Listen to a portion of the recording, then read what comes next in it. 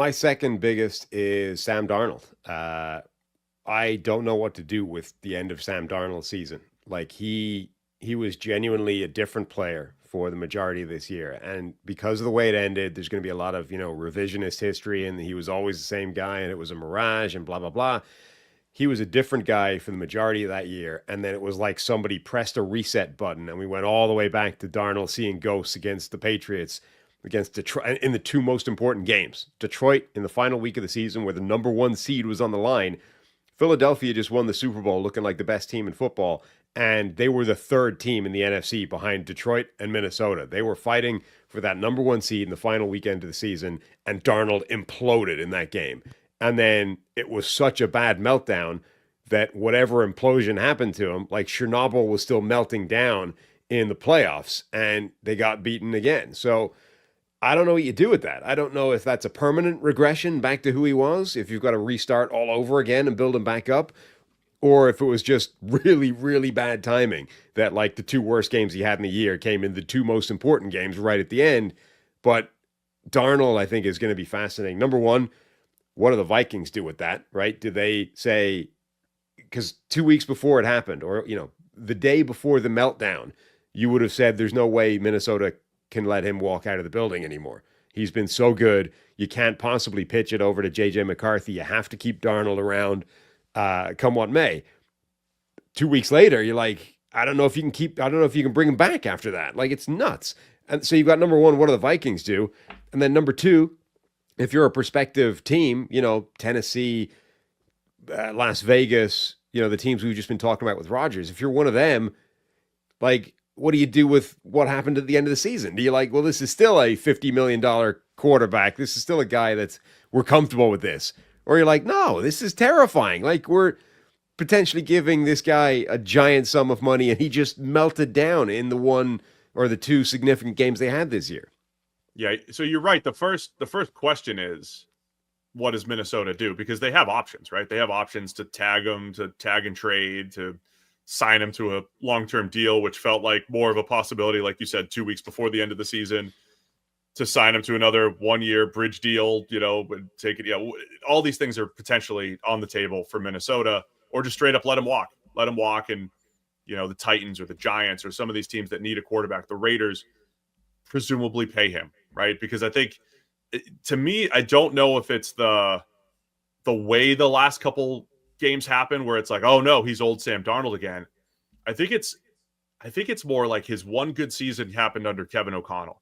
And now we have, to me, I think multiple years of Kevin O'Connell elevating people, right? Elevating Kirk Cousins, elevating Sam Darnold, and winning with different quarterbacks and well above their previous career baseline. And so this conversation would never happen in a building, but it's reality, right? You're the Tennessee Titans, you're the Las Vegas Raiders, you're the New York Giants.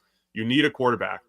And you're like, hey, we could bring Sam Darnold in. No one's going to say, like, Brian Callahan in the Tennessee building is not going to say, yeah, but only Kevin O'Connell could get the most out of Darnold. I won't be able to, right? Chip Kelly's not going to say, well, that was Kevin O'Connell's pet project, and he got an MVP caliber season for him for 16 weeks. I won't be able to do that, So that's not that's not going to happen, but is that reality, right? Because I would be afraid of that. I would be afraid of giving $40 million plus to a guy where maybe it was just Kevin O'Connell plus Justin Jefferson, Jordan Addison, TJ Hawkinson, that trio, the backs. I thought the scheme was great. I thought the receivers, the best trio in the NFL, all of that stuff would scare me if I was saying Sam Darnold's my franchise quarterback. Sure. But that's like the way that the GM, the personnel guy, needs to think as opposed to the coach, right?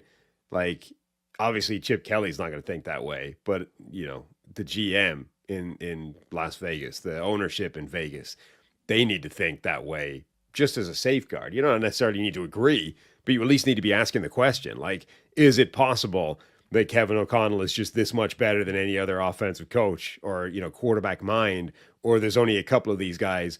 And then the follow-up question is obviously, do we have one, right? Like, yeah, Kevin O'Connell can do this. Matt LaFleur can seemingly do this. There's a couple of guys out there that seem to be able to just turbocharge the performance and ability of any quarterback they have.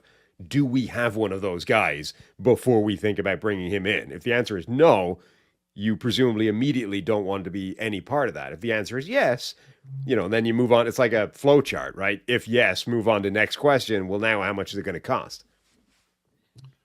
So we'll see with Darnold. There's plenty to talk about where he's going to land. Again, Minnesota's got the first decision to make here and what they think. And it is, you're right. And so overall, though, he didn't just have like a bad game. It was like a full regression, awful 2 games. Does that undo everything else previously in Minnesota's own building and, elsewhere around the NFL? That's the thing. Like it was the fact that it was such a complete and total regression that would scare me. It's not, if he just had a routine bad game, whatever, that happens, right? But like the Rams game in particular, I mean, the sacks, we talked about it. We had a whole bit on the sacks that he took. Like every time there was pressure, it's like, what are you doing? This is rookie, like I've never seen this defense before type of stuff. This is like a complete systematic like collapse. This is a dude who got completely lost in the tall grass and had no idea where he was. That would scare me. Like if he just had a bad game and made a couple of mistakes, whatever, that happens, right? Mahomes just did that in the Super Bowl. But this was like total. If you put that game side by side with the I'm seeing ghosts game, it would look the same, right? That would scare me. I mean, just watching the Super Bowl, though, shows the issue with dealing with one game, right? If you only had one Mahomes game to look at, you'd be like, this guy's not even an NFL prospect until garbage time. But obviously Mahomes has a much bigger foundation that he's built on. Darnold had a little foundation, nice foundation this year. So, yeah, there's a lot of discussions to be had with Darnold. All right, what's next for you, storyline-wise? Thanks for watching all the way to the end of our video.